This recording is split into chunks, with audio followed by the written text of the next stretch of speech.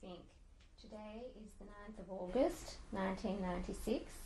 Today I'm interviewing Mr. Ervin Greenwood. The interview is taking place in Melbourne, Australia.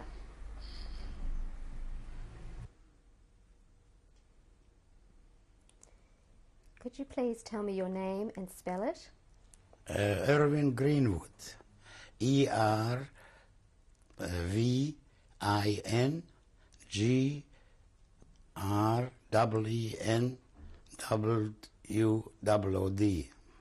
And what was your name at birth?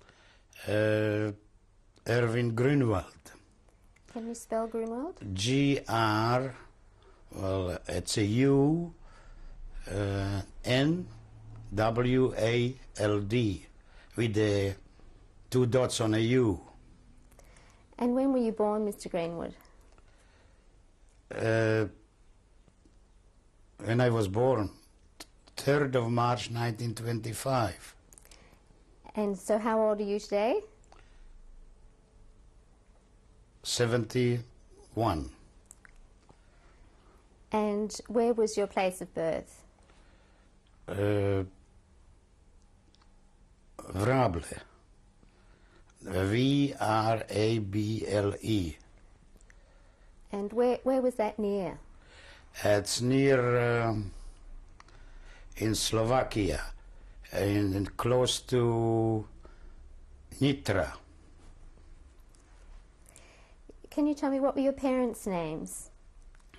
Parents' name, like the father was Ludwig Grünwald, and I mean, not the maiden name, is it?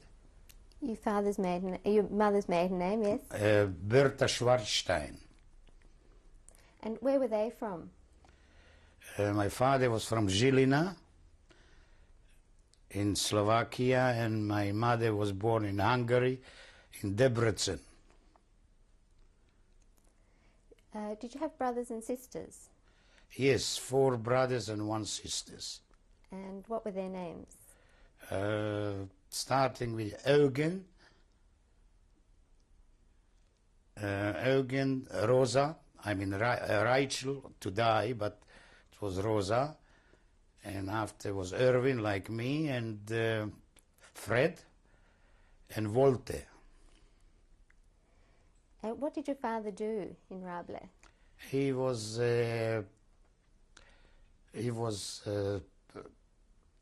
what you call,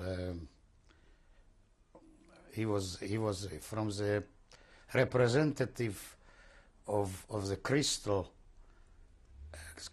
lights and crystal things which were being done.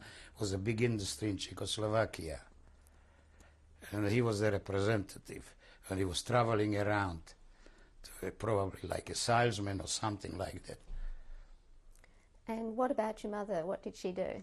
Well, mother was a mother. Mother was looking after the 5 children. What sort of education did she have? She got the university degrees in Vienna, from Vienna. And my father was just, I suppose, because he was an officer in the last World War. He started, he was 18. That means he couldn't have any degrees. I mean, probably he had his 8 classes or something, or 10, something like that. And what sort of education did you have? I had exactly putting that way 8 grades. Not even quite 8, because we stopped in March 1940 something. That's mean I had only 7 and not completed 8. What sort of a school did you go to? First was a Jewish school, which one called just Jewish school. It was 5 classes, and after the 5 classes we advanced to a technical college or to a gymnasium or something like that. You know, high, you know what I mean, the high educational thing. That's when I was in, it's called Meshchanka at that time. This was like before you go to gymnasium, you know what I mean? It's Did you have any ideas of what you wanted to do or be? Not really. I can't remember that's really I wanted to do, but I was interested that time in politics. I mean, because it was a wartime, just before the war, and was a lot of news around Europe all the time, and I was reading a lot. I was reading a lot, like all the papers. I used to buy every paper in a place at 15, at 16, at 15 and 16, and another thing, I was reading books, but those times was no television and no radio, it was only books. And that was my interest, and plus I was collecting stamps that time already, and I was like a stamp collector, and that's kept me occupied. Did your family talk about politics very much at home? Oh yes, we talk about it because it was in the news all the time, because after the occupation of Austria in 1938, that's where actually the trouble started most for the Jewish people there, because the Austrian been the first one which one suffered, because it was 1938, and well, a lot of them came over to Czechoslovakia to find out and try to get refuge, because in Czechoslovakia was still Czechoslovakia in 1938. And we heard a lot of news, and it was very close. Vienna was, from us was Vienna about, wouldn't be more as 100 kais, not even that. Is that mean we knew all the news and what's going on, that they, you know, taking a lot of Jews and people try to emigrate, and was a lot of talking about migration here, migration there, but nobody allowed you to get in. And actually, us even in 1938 or 39, we applied to go to San Domenico in South America. They sent us some kind of thing that's for money or for certain amount. They're going to give us a passport from San Domenico, but it's been a few of us from our family and a few other uncles, we arranged to go, but after it fell through. Did you try to get out at another time at that point? Well, you couldn't. There was no such thing as get out because you needed a passport. And without passport you couldn't go anywhere. And let's put it that way, it's a lot of them who 38 was still no war. That's mean legally you could have gone, like for Israel, at that time it was Palestine, is you needed English citizenship. That's mean if they gave you a certificate to go there, you become straight away an English citizen. And as an English citizen, you've been protected from the German government because you've been English citizen. Is that kind of thing been going on? And a lot of them left from Austria, you know, not from Czechoslovakia. A lot of them left for Belgium, for France, from Vienna, because I had a lot of relatives in Vienna. And a few of them left to Belgium, to Holland, those days. But they couldn't go to America, couldn't go to England, couldn't go anywhere else, only in Europe, because everything was stopped. What was your religious life like at home? Well, my mother was very religious because she was a daughter of a rabbi, and she married a fellow which wasn't very religious. I mean, he was religious, but not so strongly religious as him. That's mean she was very religious. She tried to put the religion on their children, and but not that religious that we went to a Haide or went to something else. It was just Orthodox, and we just kept holidays and Shabbats and very strongly, and I mean like my mother, because she was very religious from her family. That means she tried to keep everything, you know what I mean, like that. But personally, me, I wasn't very religious, not at home. I mean, at home I tried to be the same as anybody else, but outside I was not religious. Even at the time I was 14 and 15. What would you say your home life was like? Well, it was a normal like those days. Let's put it that way. We had to, Shabbat came, we had to sit at the table, with all the candles and everything, and a good dinner, and on Saturday morning, had to special cakes. Every week my mother was baking 3 big cakes or 4, poppy cakes, chocolate cakes, nut cake. That was in fashion that time. Everybody was baking himself.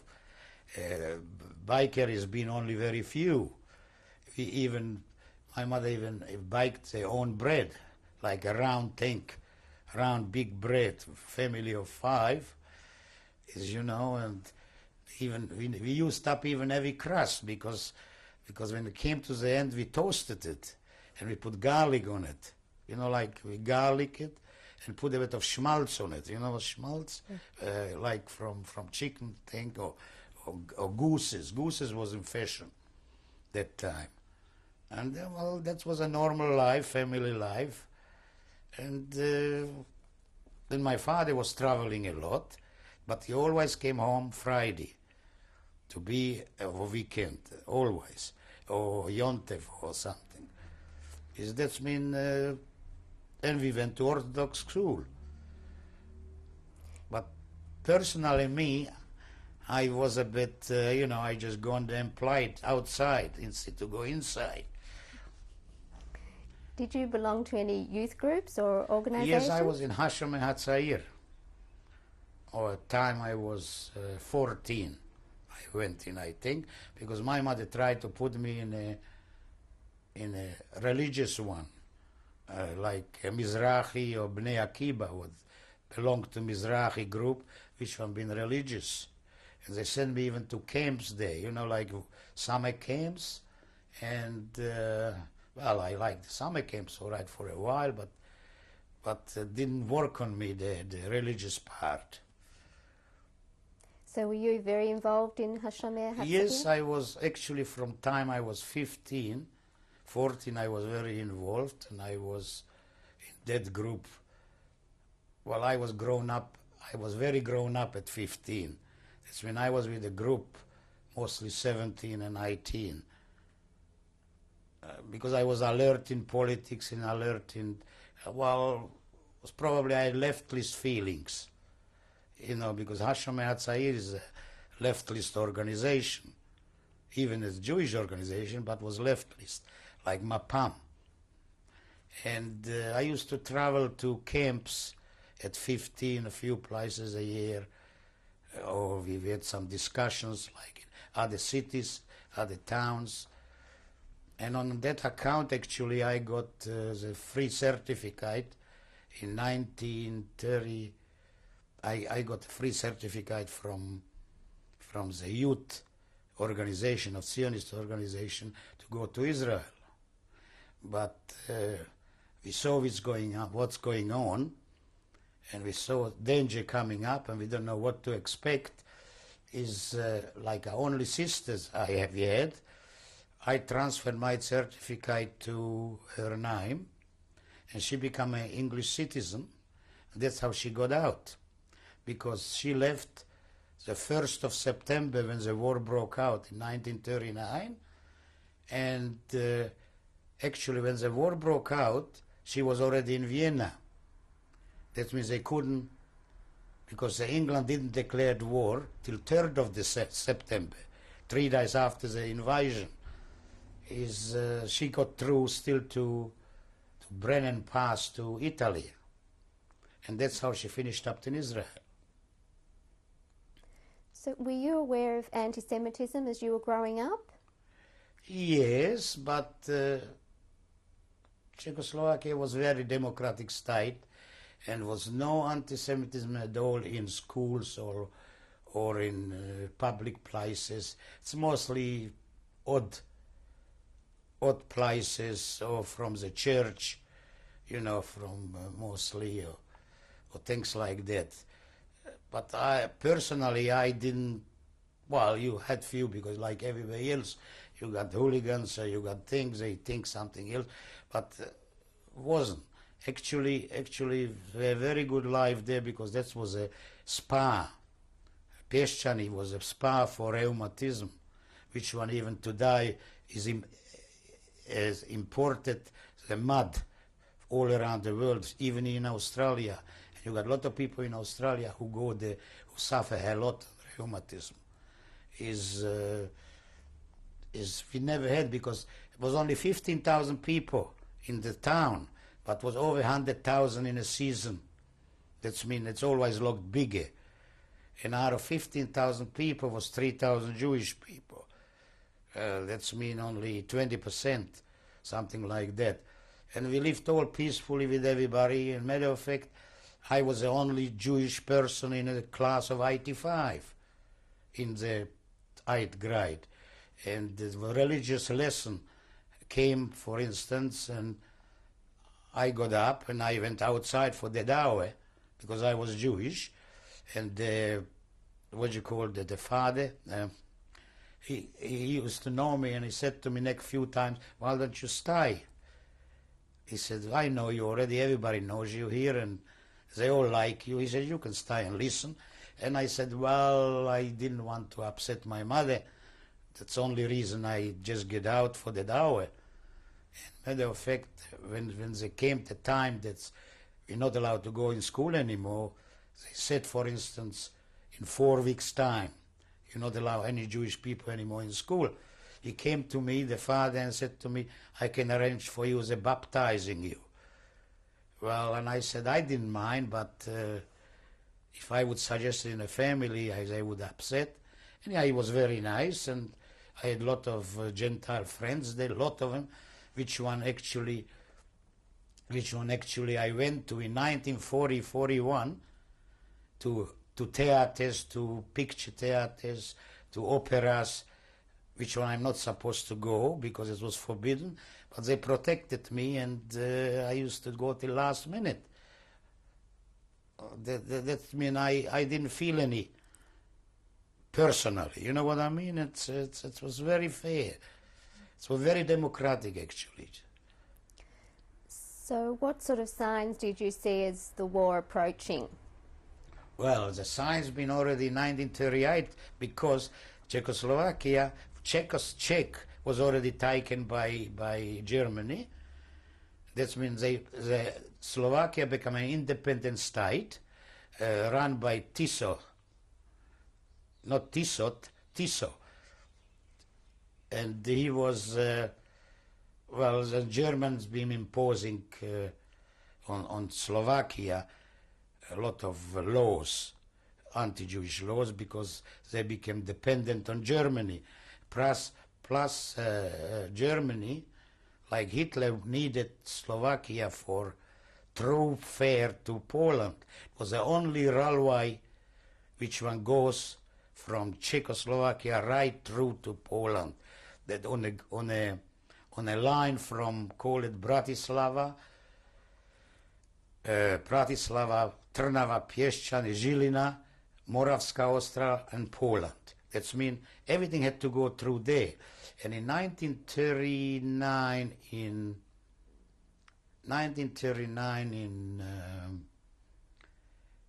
in May already, that means that 3-4 months before the war started, the German army already prepared for invasion of Poland.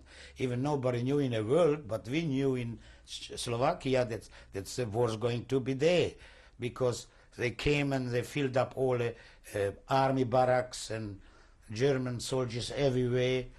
And they cleaned up the shops, you know what I mean?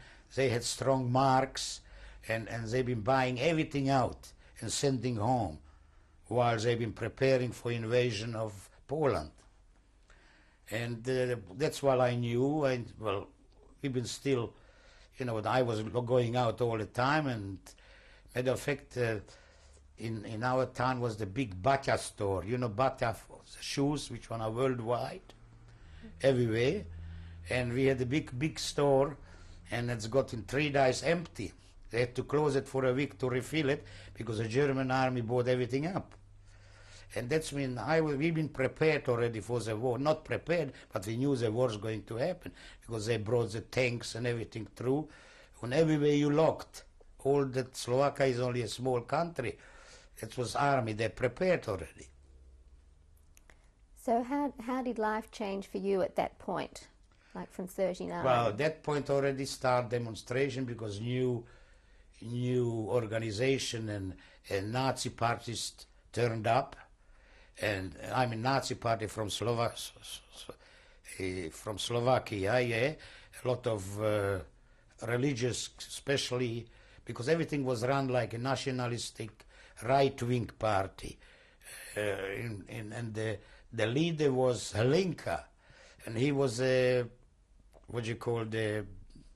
he was a Catholic priest, and he was a leader of the thing. That means the Catholic priest was very involved, and the party, they joined a lot of young people because they had opportunity probably, to grab something and started to, you're not allowed to go here, not allowed to go there. They keep the watch and a lot of demonstration against Jews and things like that. But nothing serious that they, you know what I mean, not to kill or not to think. There still was, started to get anti-Semitic, that's right. And were you still going to school at that point?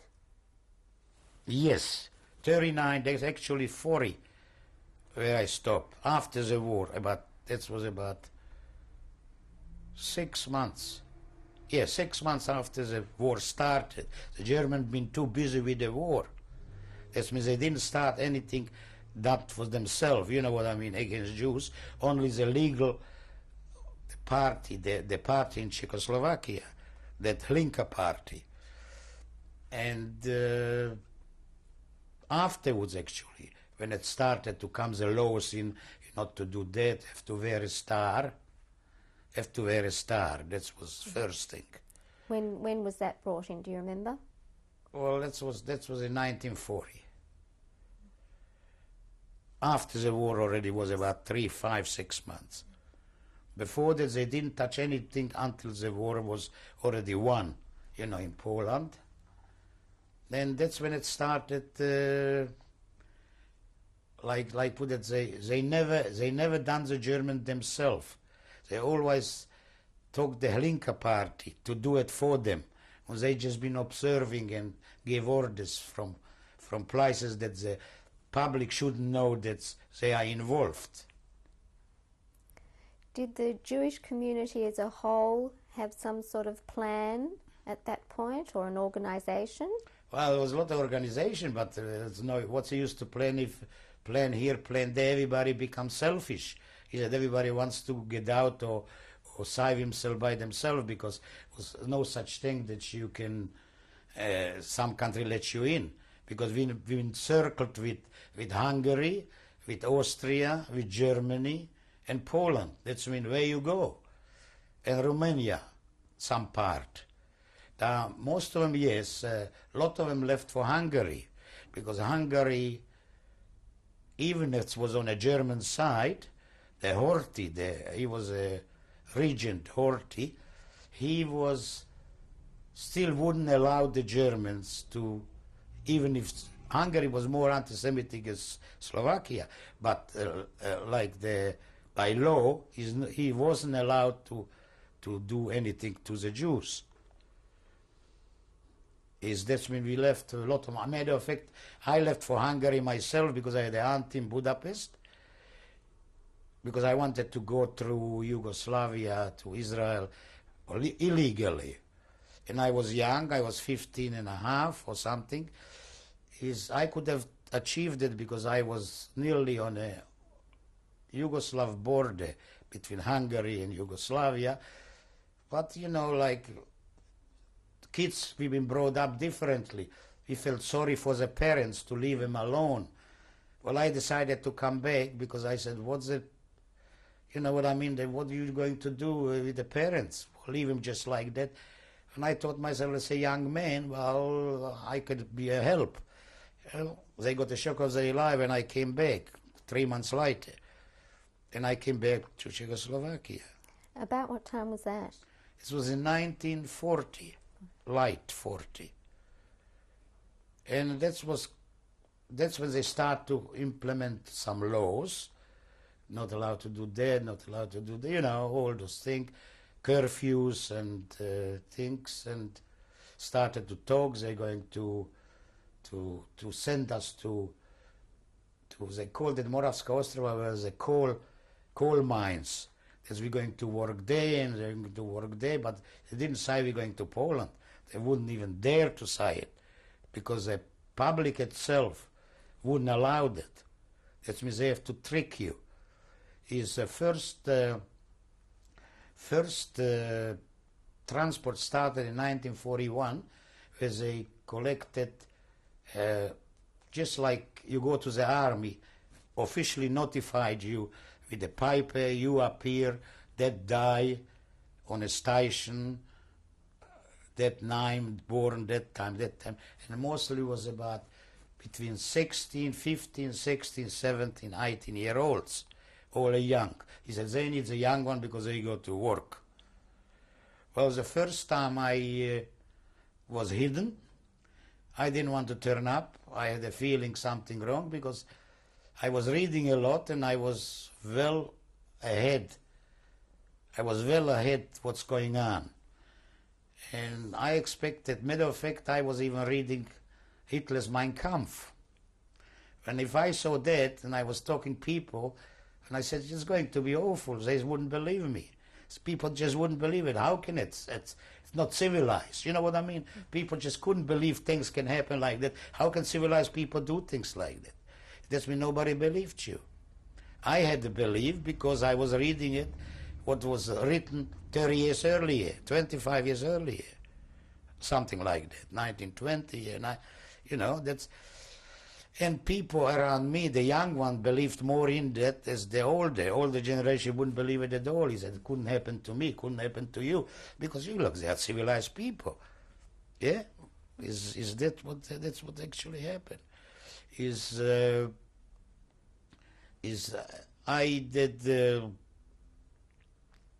I went afterwards, that's mean I hidden, and I hidden in a, I had a girl, not a girlfriend, girl at 15, but I know her from school.